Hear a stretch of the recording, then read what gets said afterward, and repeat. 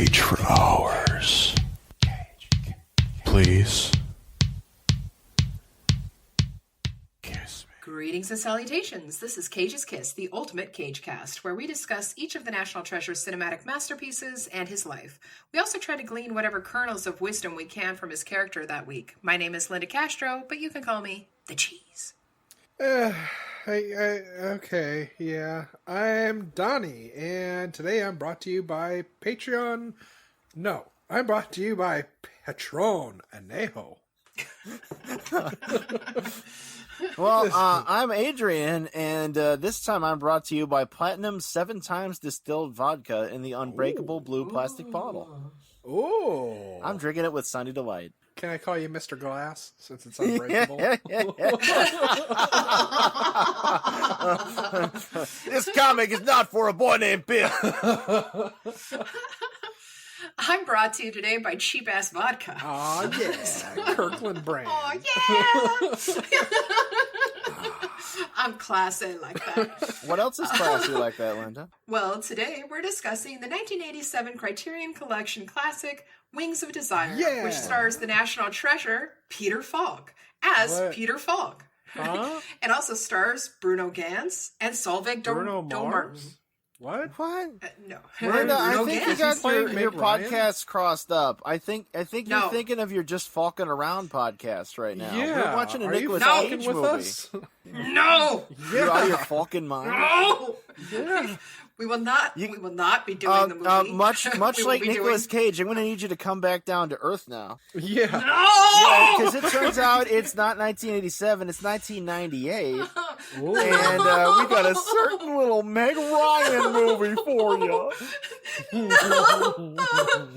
Unfortunately, this is our true reality, and we watched City of Angels. Angel. It hurts. I see angels, Mickey. They're coming down on us from heaven. And I don't think our listeners should watch this. 'Cause Nick Cage stares off vacantly.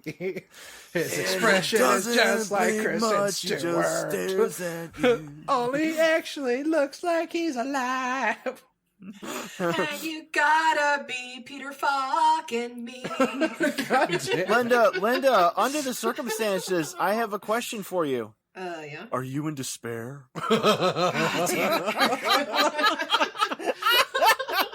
Oh. See me. Feel me. Touch Oh shit, speaking of theme Yes. songs, bunch of words that don't rhyme, sort of crammed in there to a piano. Now, This segment is the 90s. being a little kid It's in not 1998, I would hear that song on the radio all the time, and I'm like, sweet Yeah. orchestral interval, dumb song, and I did not know literally until today that song was a single for this soundtrack. Yeah. And I've seen this Yeah. movie before. I think it's because when it ended before, I just like snapped the DVD in half and just took the fine from the video store. Burned it and buried it in salt. I Pretty just much, yeah. took But out the tape unfortunately, and this started time it was eating it. streaming, so there was nothing to break except my soul. Yeah. We should let you, the listeners, know that we've all been pre-gaming, so Oh, strap in, how. kids. Yep, I'm having me that vodka. Thank you, Total Wine. Thank you, QFC. Oh, I bet I got a Thank better you, deal. Patreon money. That penis puppet video is really paying out then, huh, Donnie? Oh, God, yeah, you have no idea. We all have our different talents. Speaking of penis puppets, Cage plays Yeah. an angel this week.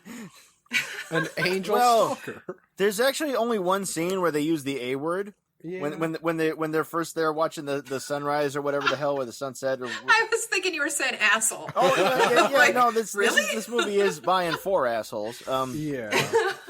In fact, in this particular movie, I found very clearly that even though it is this life affirming pop humanist romance about an angel, which is not super Christian centric, coming to Earth and falling in love with a doctor lady who's all hip and vegetarian and stuff.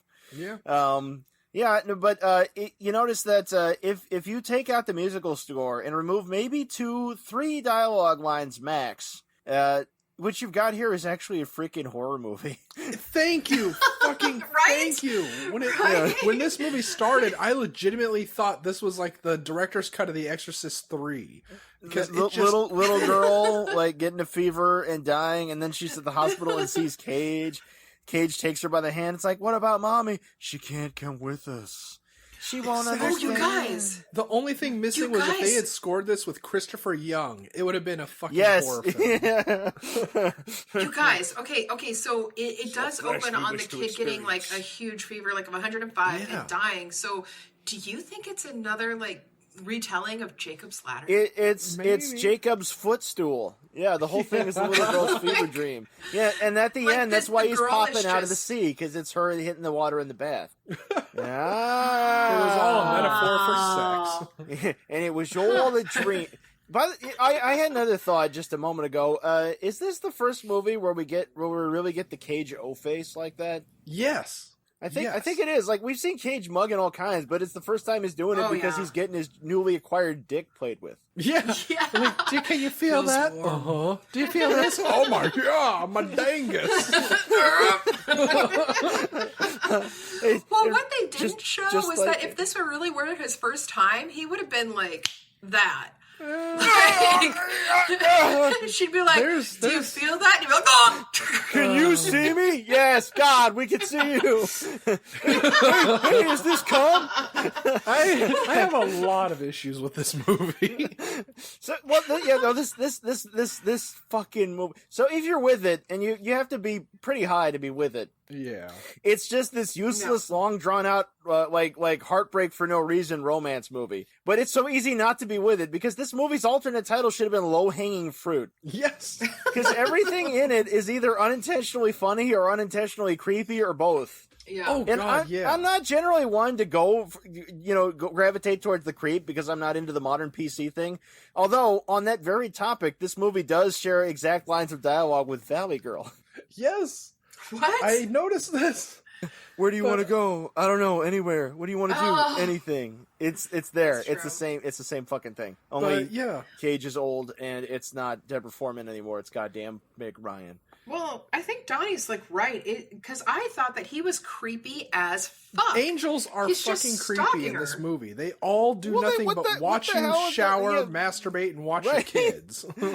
Yeah, she's like, I met this guy. She closed the fridge door and he's behind it there, wearing his black on black outfit, without. They're all halfway like between Neo like and Dark Matrix. City and the Matrix. Yeah, because it's the late 90s and everything's got to be cool. And like then he comes to Earth and he's still wearing the clothes. I'm like, are those heaven clothes? Do they like cure cancer or anything? Like he did not get them except from they heaven. don't have shoes. Yeah, it's like nobody has shoes. South Park actually got it right when they were saying that they need heaven's Keanu Reeves. That's what all these celestial beings are. Is they're just Keanu Reeves. I wonder though if those guys who stole his shoes, like were they magic shoes? Would they fit like all of them, despite the fact their feet were different sizes? Are they now the sisterhood of the traveling shoes? They could be. That'd be an interesting spin-off. That was also like the only good part. It's like, hi there. Oh my god, I had to get a sound clip of that. Hi. Great. Oh, you don't have any money? We're taking your shoes. Being a person hurts. Everybody's mean.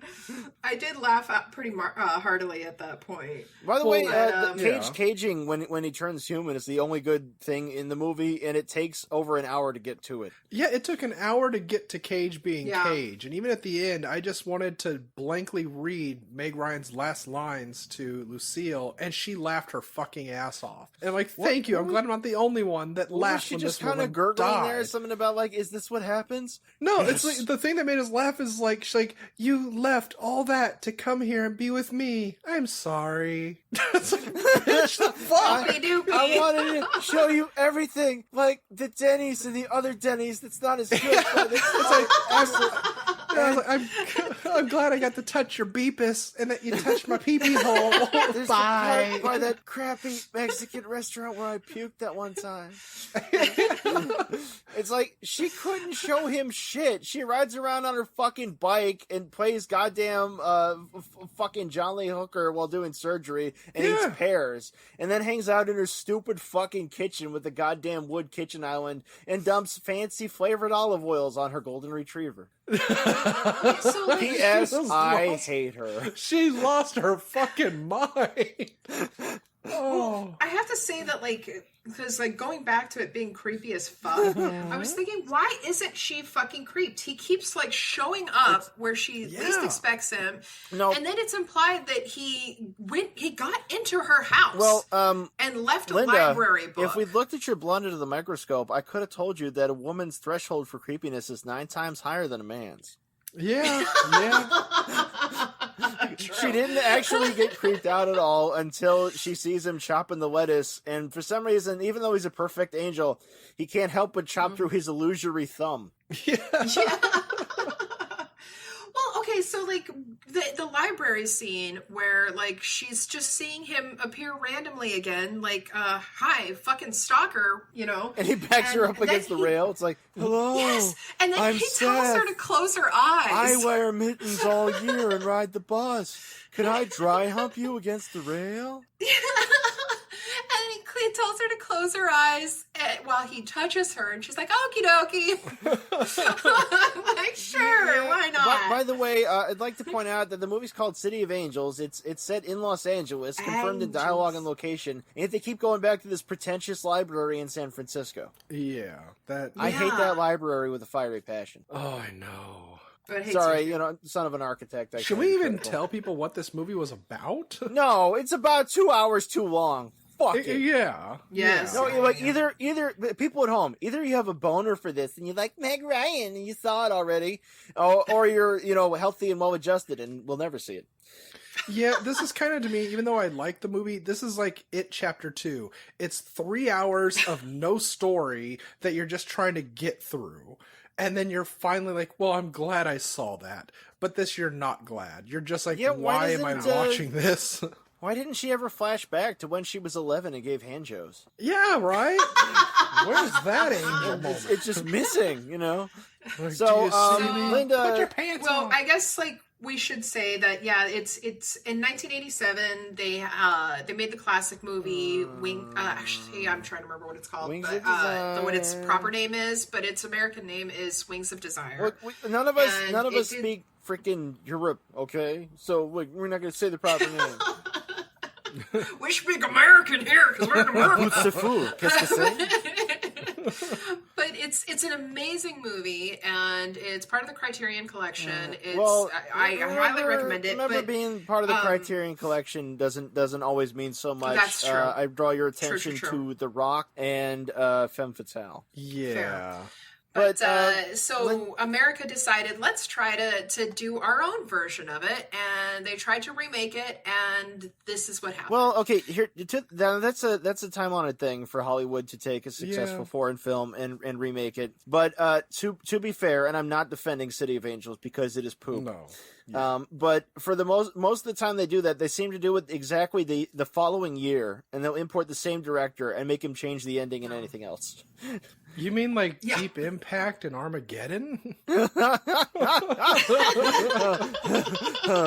I'm talking about Tychus and Within the Rock, thank you, the real classics. Well, actually, we did kind of talk about this before. There is another movie version of this that's even better character-wise. It's a porno called Fallen, about a female angel who falls in love with a guy out of a hospital, and he also dies. But then you get to choose your own adventure where there's 3 different endings you get to choose for this movie. Whole lot of people dying, but it has a vengeful angel, so that's something. Okay, so at least they had one thing up on this one, this one note turd. Yeah.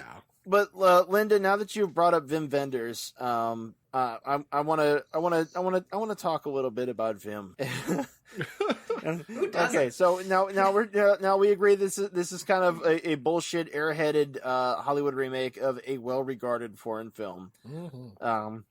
But Now I could do foreign movies. I could do pretentious movies. I could do long movies. I could do slow movies. I mean, I could sit through Ingmar Bergman and Andrei Tarkovsky and Michelangelo Antonioni and Eric Rohmer. But for me, Wim Wenders is a deal breaker. Yeah. Like, I think the only thing from him that I was all the way with, that I saw all of, was Hammett, that he did for Coppola, and that's because Coppola pretty much directed it.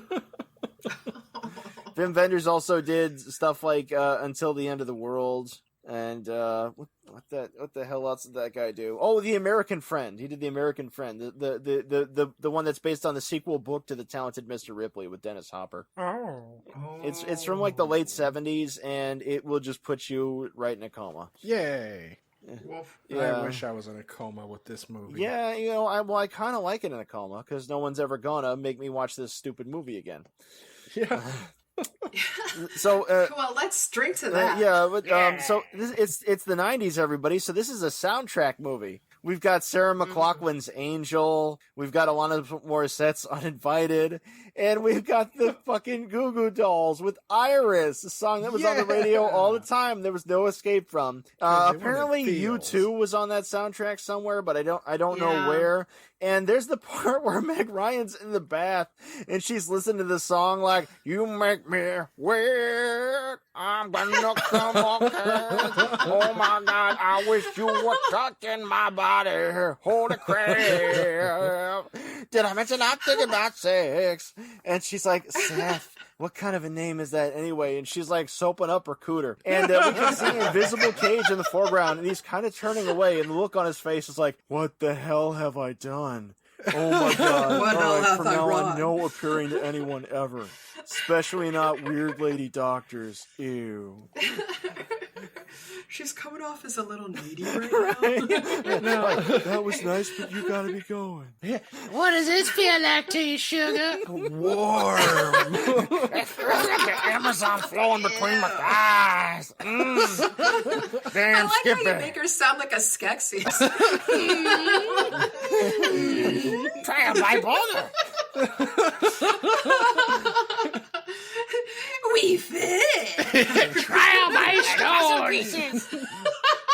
Trial by bone.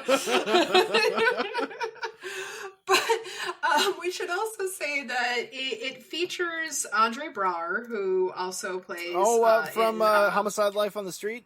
and also he plays Captain Ray Holt in Brooklyn Nine-Nine. He was also in Still, you Frequency should and see Primal this. Fear and Fantastic Four: Rise of the Silver Surfer. Oh, he was the celestial But being that I asked don't him hold what that pussy against felt him. like? He did it like, what did it feel like? Warmth?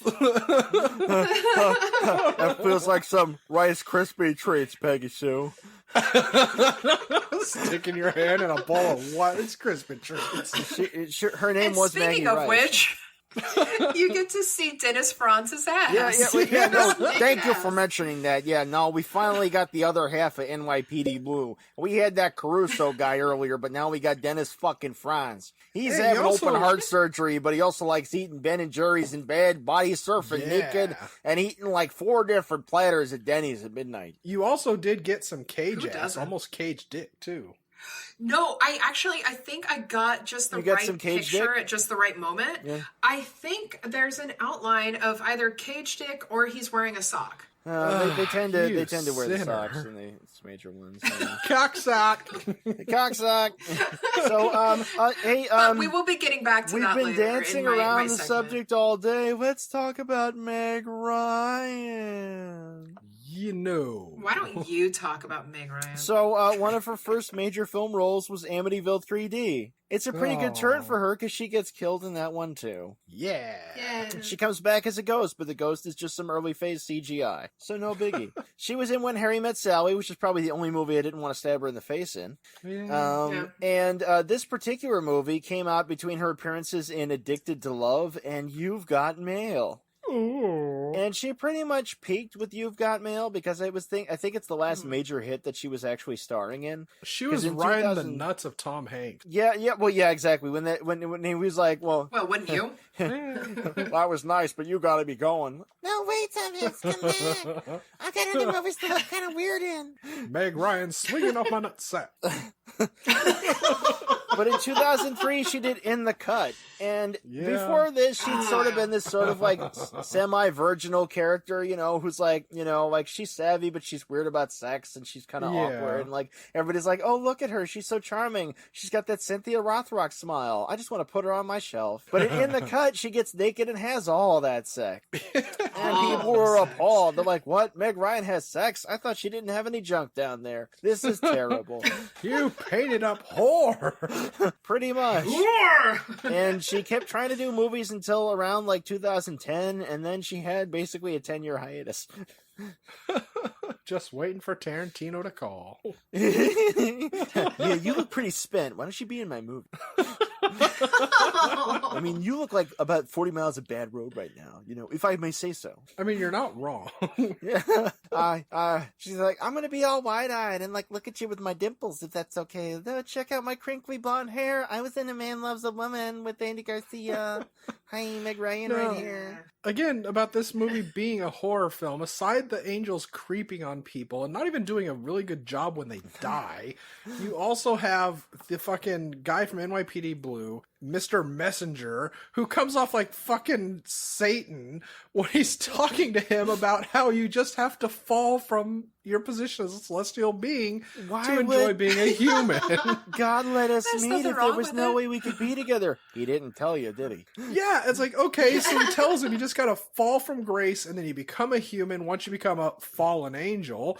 And then the first thing Nick Cage does is gets his ass beat, gets a taste of pussy, gets some fucking hairs. They go to Tahoe, and she's riding out on her bike, not looking like you do, on a windy mountain fucking alpine road, and she's putting her arms out, and we cut to Cage naked in the shower, putting his arms out, and it's like, oh my god, the devil power's taking over. He's forcing her to kill herself. Oh, but wait. You also have the greatest moment when she dies, and he's staring at a candle, and then the candle goes out. The candle goes out, yeah. Yeah, and his angel senses start tingling. Before all of this, you can't say they went to Tahoe, because she went to Tahoe, he fell from grace, and then he was looking for her at the hospital, and he saw her friend Anne, and she's like, what the fuck, how do you know my name?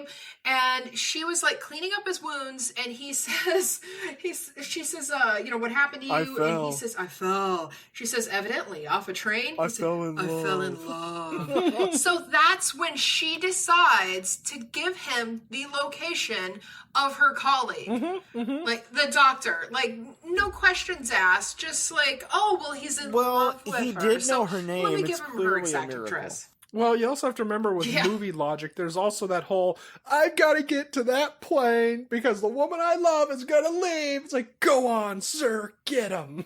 It's got to go right now. I may not know a lot about the grand design. Wait a minute, son. It sticks a little in third.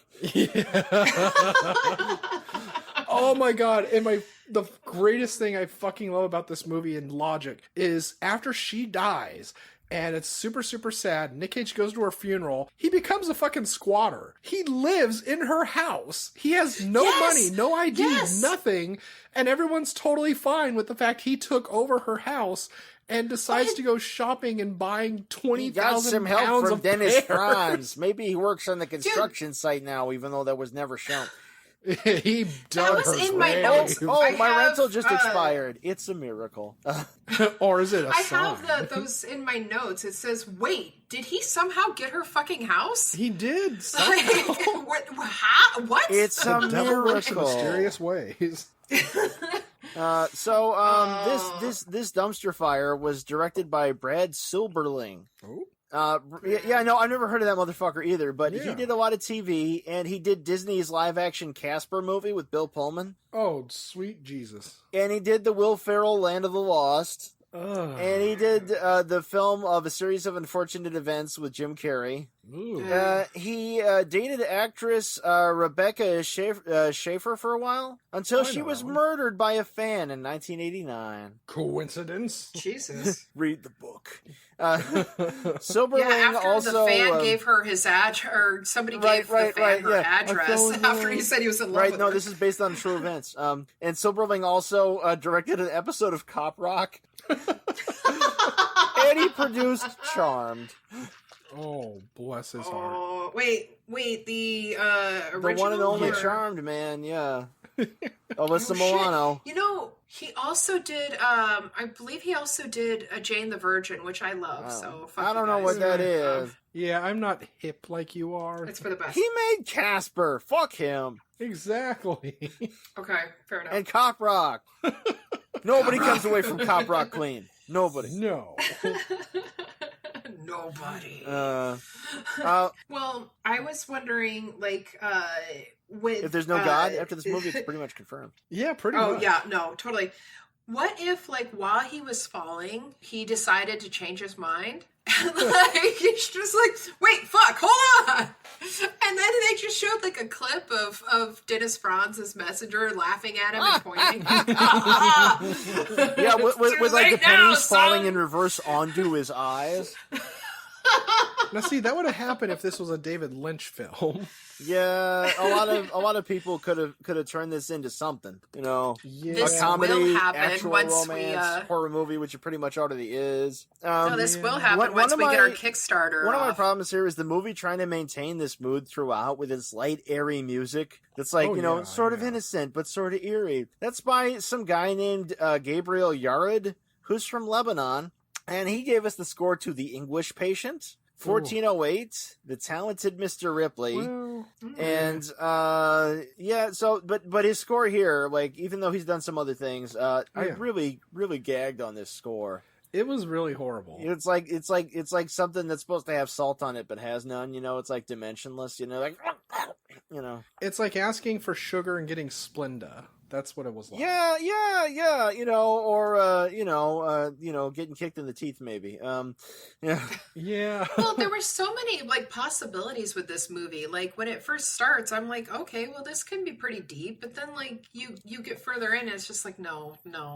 Yeah. Yeah. Oh, by the way, just like in Wings of the Desire, they do a thing where there'll be all these like public scenes, and the camera will be pulling over people, and we hear their thoughts because the angels can hear their thoughts. And the thoughts that they have going for these random people, they're not only inane and shallow, but they're also like very ethnically stereotyped. Did you notice that? Like it's like it's not even late 90s. It's like something that might have been a carryover from like 89. Everything in the city takes 20 minutes. It doesn't take 20 minutes. My God. Yeah. I should have gone to Ralph's. My daughter has a daughter. Land's sakes. Never see my grandkids again. To this movie for showing some Jerry Springer. We saw. Nice it was right after they showed some Jerry Lewis. It was making me realize just how much I would rather be watching some Jerry Springer. It's like, wait a minute. I want to hear about those KKK moms now because they're more interesting in this movie. Give them their beads, Jerry. So this movie has a dedication at the end before any of the other credits. This movie is a tribute. It says "For Dawn," and that's a dedication to the film's producer, Dawn Steele. Yeah, that's why it's not the greatest movie of all time. She's not the real Dawn Steele. She died of a brain tumor before the film was completed. Wow. Well, it was written like you had a brain tumor. Yeah. Jesus. And Steele she had a short list of productions, but she did stuff like Honey, I Blew Up the Kid and Cool Runnings. Oh, fuck her. Before this, she did Fallen, which is like a better example of the same thing. Yeah. And then she also did Sister Act 2, Back in the Habit. Okay, fuck her again. So, you know, it's okay. It's fine. You know, she did that. God, I still remember Honey, I Blew Up the Kid. That was such a fucking horrible movie. Honey, I Blew Up the Kid, the uncalled for. Yeah. I need more movies. Go. Were you traumatized as a child by watching Unsolved Mysteries? Do you like to judge facial hair? Guess what? We have a podcast for you. Can you believe it? It's called Perhaps It's You. And it is an unofficial Unsolved Mysteries rewatch podcast. We're your hosts. I'm Samantha. I'm Liz. We're two cool mystery ants, not really, who watch an episode of Unsolved Mysteries each week. And tell you about it. We update you if any of the mysteries have been solved. We rate the episode on a scale of Robert Stacks. We can give episodes a possible 5 out of 5 Robert Stacks, although it rarely happens. Very rarely. We also complain about what everyone is wearing. And it doesn't really matter if you know anything about Unsolved Mysteries or not. You should tune in because it's the #1 podcast on iTunes. Yeah, you can find us on Google Play, Apple Podcasts, most podcast platforms. You can also check out our website, perhapsit'syou.com, or find us on the social medias at Perhaps It's You. Yep. And get out there and solve some mysteries, bitches.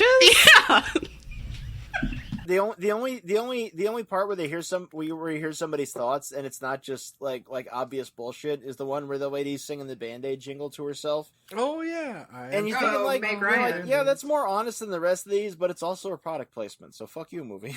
Yeah. Yeah. And then she's thinking about Seth. Gee, Seth, I Like sure she- want to see you again. Gee, Meg Ryan, what's love? Oh, it's chemicals. Oh, never mind. I want to jump your bones. Yeah. Well, he gets like creepy stalker obsessed with her, Well- and then she in turn gets creepy stalker obsessed with him, That's and it's how just it like, works. God damn, Meg Ryan, do you not like get enough love and attention in your normal life? This movie was written by a basement troll riding the bus. It's like, if I creep on her hard enough, she'll want to creep on me back. You know, and then Well, it was written by Dana Stevens. Well, yeah, Dana who did Carvey? nothing. But no, this is even more of a horror movie if you think about it, because they're all wearing black, which traditionally is associated with evil things. So they could just be demons, and she's inviting this demon, Nick Cage, into her home by constantly asking, "Are you there? Stay with me until I fall asleep." Might be a demon. Let me get a mirror and say In the arms of Satan. Yeah. Dana maybe Stevens before wrote that- wrote For the Love of the Game with Kevin Costner. Oh, Jesus. Yeah, that's a Maybe oh before fuck that. oh fuck, and in 2002, Life or Something Like It with Angelina Jolie and Ed Burns, which is just the biggest floatingest turd around. Yeah. Oh, mother. Yeah, Do we... Dr. I mean, Maggie. do we have to talk about this? Can we face off with this? It's, well, apparently I I mean, do we can't have talk. any- it's, do we it's have hard any to face anecdotes? off something that so much is wrong. Oh yeah, no, Linda, I could not find squat about the production of this. Like, do you Am I allowed to talk? you have any background? What? Shit. Like, I actually scoured the fucking internet and I couldn't find jack shit except for a fucking Wikipedia article. Yeah. And in which Meg Ryan said, quote, "I don't know if angels are floating around, but the idea that there's a guiding force is something I embrace." So It's really chicken shit yeah, that- response. Yeah. And then, Who said you could talk? the voices. So this movie just didn't exist? People just didn't care to talk about it? It's like the baby in that's it, Eraserhead. like- No one will talk about it. Yeah. Whenever I looked it up, I just got reviews talking about what shit it Oh, was. wow. Or how I could buy it. And I could Yeah, rent that's it. all you. It's like the But- boy in blue.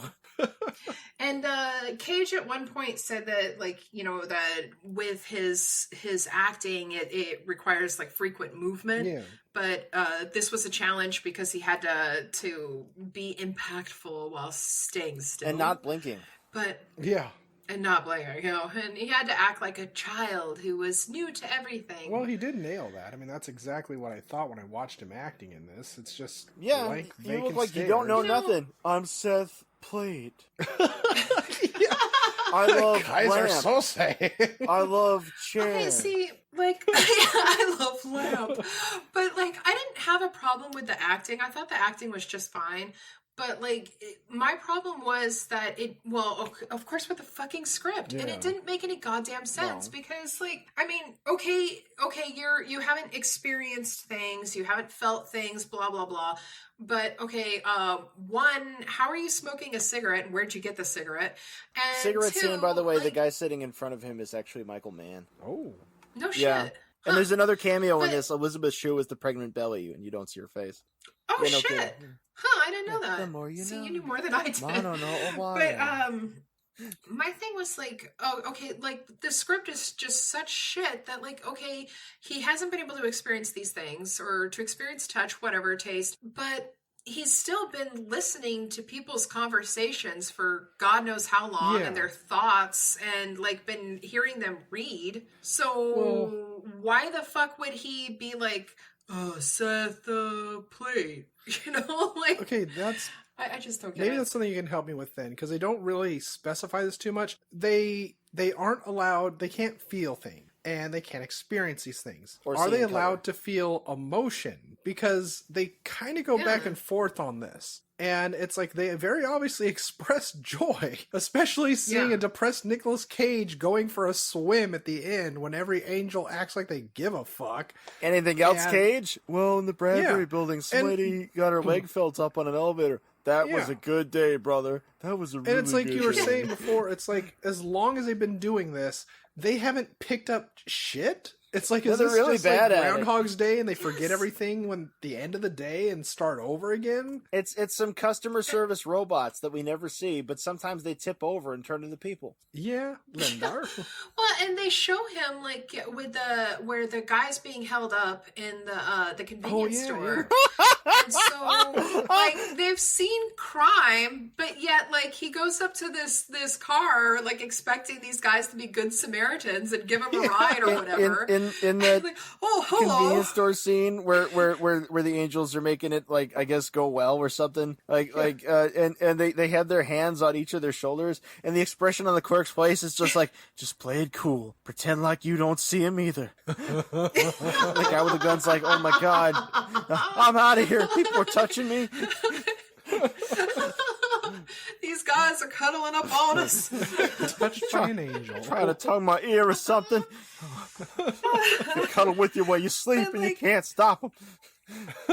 And like Dennis Franz, or what's it, Dennis Franz? Well, Messenger, he says that they can't feel fear, and yet like he's still like considering taking the fall, and he's still in love with her. So do they feel emotions? There's all those library scenes where he'll like be like touching on her or something, and she'll be walking away from him, and all the other like angels in their trench coat mafia stuff will be coming up to the balconies, like looking. It's like, are they shunning him? Like, are there consequences at all? Do they have rules?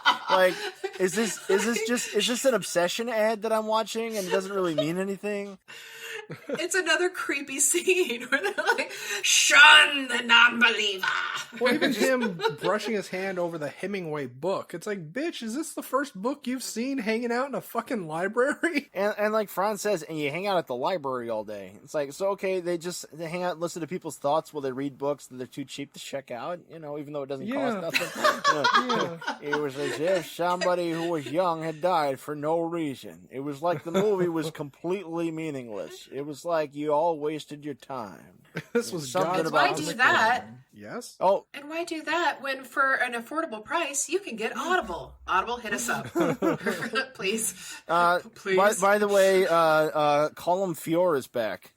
As a surgeon. Yeah, he's the other doctor who Meg Ryan is sort of dating or fucking or getting married to, maybe. It's a side surgeon. Here's the trouble. It's like I watched this movie like 3 or 4 times, and I found it really hard to absorb things because everything felt like side scenes. Yeah. Yeah. But yeah, I mean, he has the most romantic proposal, though. He says, we're of the same species. Yeah. Yeah, Like, are you human? That's just something a goddamn vampire would say. Meg Ryan, you're a meat popsicle just like me. Let's go forth together and Oh my god, yes, that was exactly what I forgot to bring up. Thank you for that. This felt like a Luc Besson thing. Like, this was in that time period of fucking Fifth Element where you just have the instrumental cues that just go fucking nowhere. Speaking of not good foreign films, Luc Besson. Yeah. Oh, Valerian. It sounds like a fucking venereal disease. I picked up a nail. I went and saw Valerian. Jesus. Do you guys feel ready for Face Off? I'm ready for death because I am just fucking hammering this shit back. Yeah. Me too. Okay. Yeah. That's why we need people's support. Mm-hmm. We need to pay our Patron bill, is everybody. not cheap. Oh.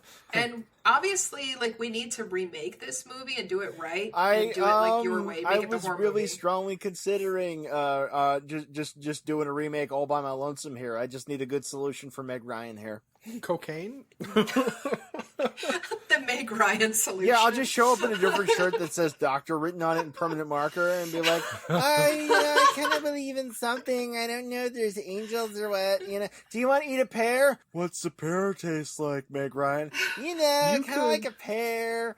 Either you can do this as an Adrian one-man show, or you could do what they did with the live show they do of Point Break, where they just grab a random audience member to play the part of Keanu Reeves. You can just grab random people to read the lines for this movie. Oh my god, Point Break. Why didn't we watch that? Because Linda was watching fucking Wings of Peter Falk, and we watched fucking Nick Cage. Hey, I suggested we watch Roadhouse or Joe versus the Volcano. Yeah, you did. Yeah, but the trouble is, you watch Joe versus the Volcano, and look who's right back there. The problem with Santa Cruz is all the goddamn vampires. Goddamn vampires. I know what you are. Say it. Vampire. Are you afraid? Nah. Donnie, do you have anything? Well, for Face Off, yeah. Oh, yeah, why don't you lead with Face Off? You packing? Yeah, okay, if we were doing this seriously, I literally would just keep Meg Ryan as Meg Ryan and then put Tom Hanks in as Nick Cage. But if we want to go really far out there, then in the part of Dr. Maggie Rice, I have Molly Ringwald. For Nathaniel Messenger, we have Rodney Dangerfield. For Jordan Ferris, we have Judge Reinhold. And for Seth, we have Bobcat Goldthwait. I'm there. Yeah. You feel me out? I'm going to be lazy here and just import the entire cast from Seven. Yes, you could. As Dr. Maggie Rice, you get what's her name, Severed Head. Just severed head. Gwyneth Paltrow. Gwyneth Paltrow's head, right? For Cage, you get Brad Pitt, maybe for Messenger, Morgan Freeman. And then for the Calm Fior character, who sort of had an organically creepy possibilities, that's where you'd use your Kevin Spacey. That's right. We're of the same breed, you and I. Wink, wink. Is that supposed to be funny? God, who knew tequila snuck up on you? But of course I knew there were hidden angels all around. Let's start this over again. See Adrian's challenge.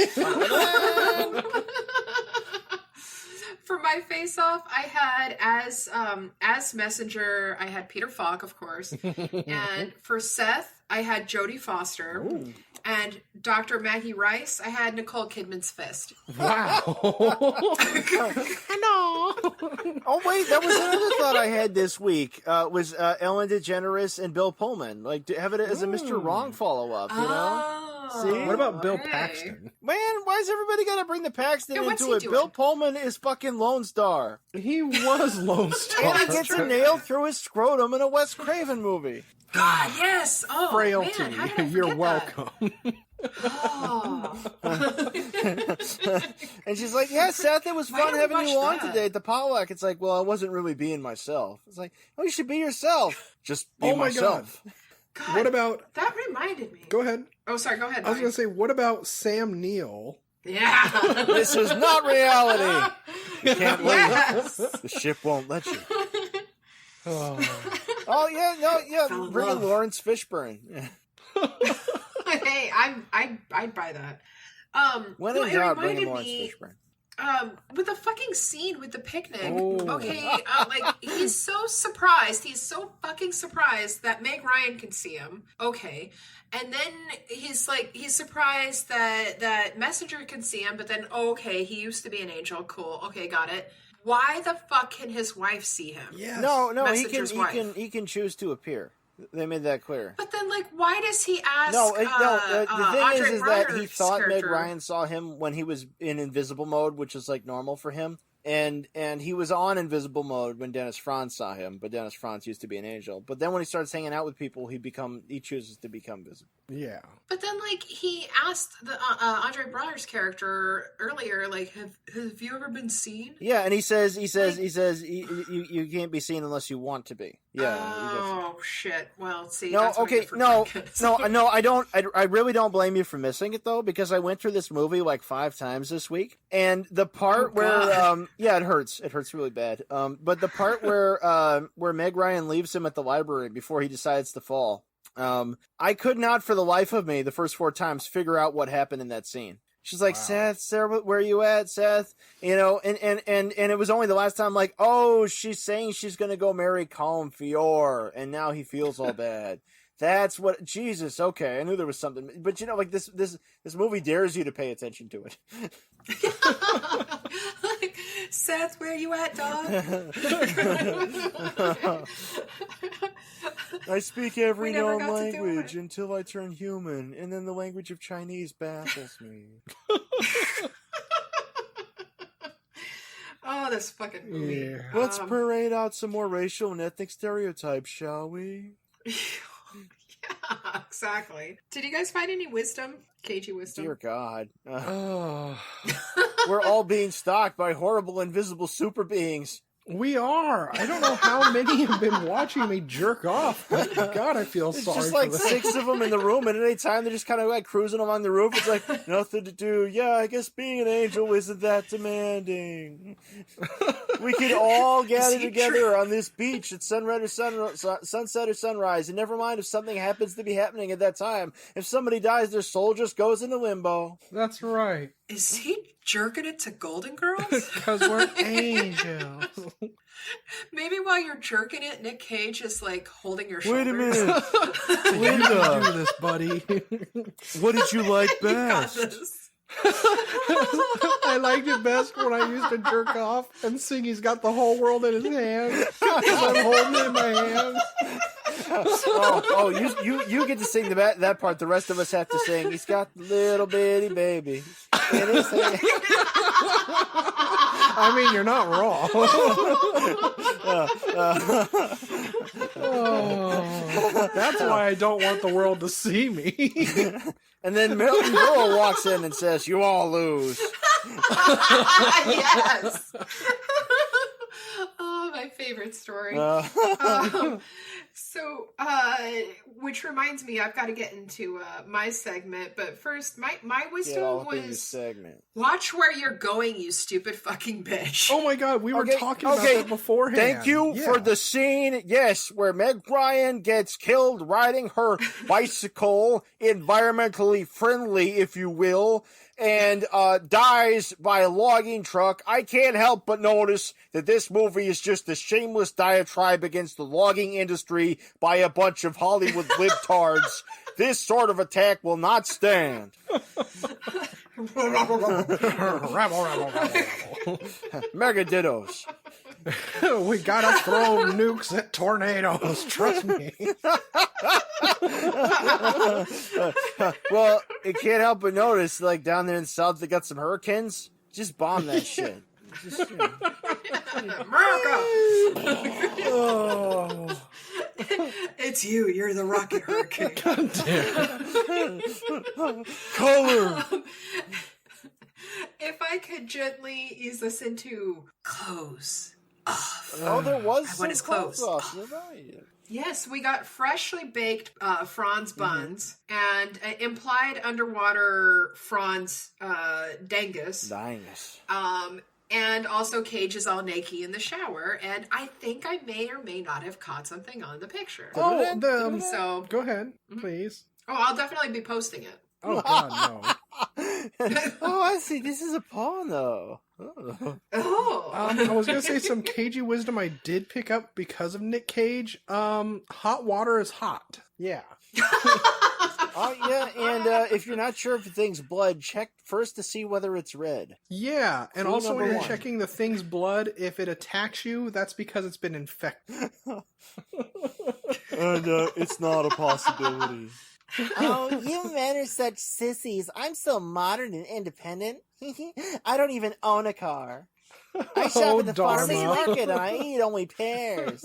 in Wings of Desire, that scene actually kind of made sense with the blood being red, because like when it's always in, like when it's in the angel's perspective, it's in black and white, so they don't see I guess I've never seen all the Wings but of they Desire. don't fucking I explain thought they did the that. whole thing in black and white. No, No, they do you still see have it that in as a color. thing in here. They just don't really address it as much. Like Dennis Franz mentions it, I think, one time. And when he's falling, he has flashbacks, and that's the shit that's all in black and white. Yeah. And it's like the only time the movie Yeah. attempts any aesthetic, but the contrast is too low. Well, I liked what Paul McCartney did with Wings. That was fun. Oh yeah. Oh, And the first boy. And one with said that- to the second one there, I hope they're having fun. Please don't sue us. I got the rose.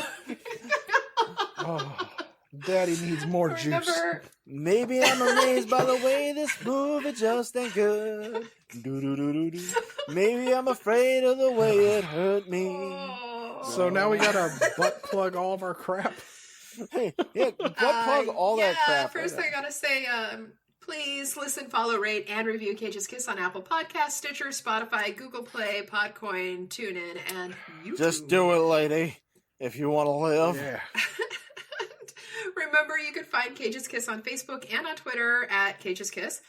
You can visit our website at cageskiss.com, or you can write to us at cageskiss@gmail.com. Don Wild, what have you? Yeah, if you write us, we'll send you a peach, because you can eat peaches for hours. Hours.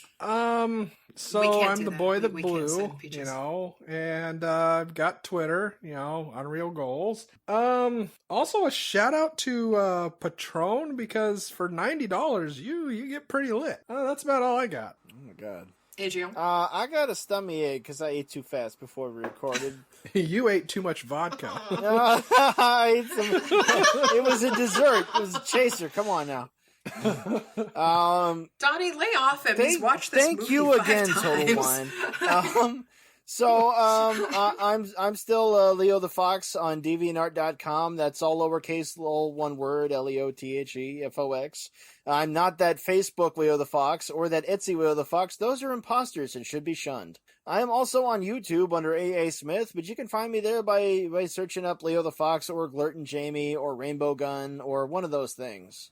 Maybe you'll find out what the fox says. Ah, ring a ding ding. My ding-a-lang ding-dong. Oh, trust me, you've Well, been thank beat. you for mentioning that, Donnie. You reminded me of the better movie I watched this week. I watched Tom DeSimone's Chatterbox, Oh, hell yeah. in which a woman discovers that her vagina can speak and sing.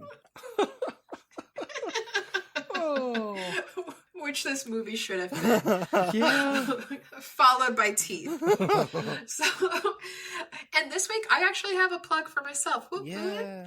I was a guest on Cheers to Comics, shit. and I had a lot of fun. We were talking about Cage and his connection to comics, and basically I was yelling at people to go trust their comic dealer, their local dealer. But you shouldn't always trust them.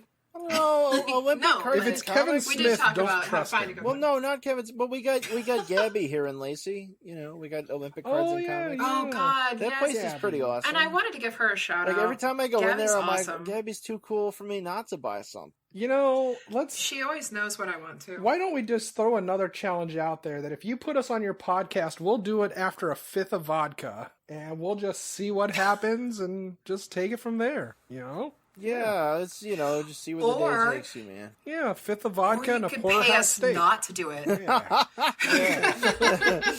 We're gonna Swanson the fuck out of this.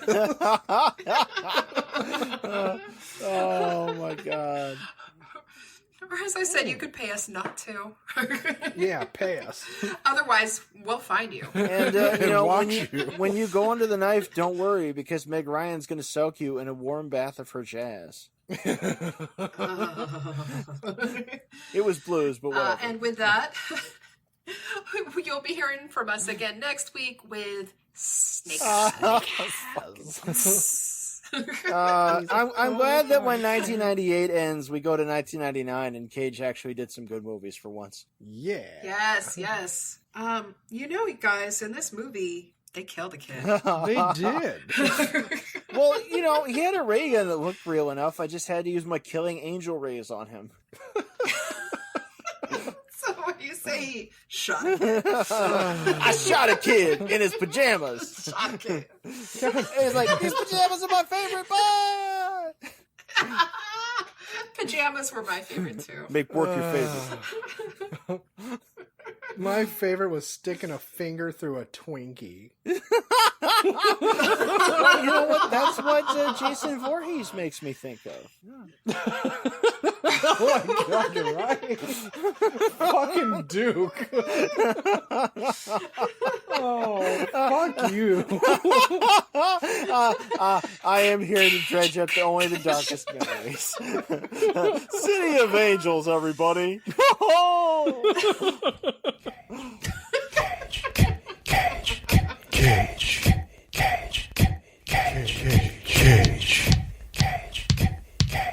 Peach.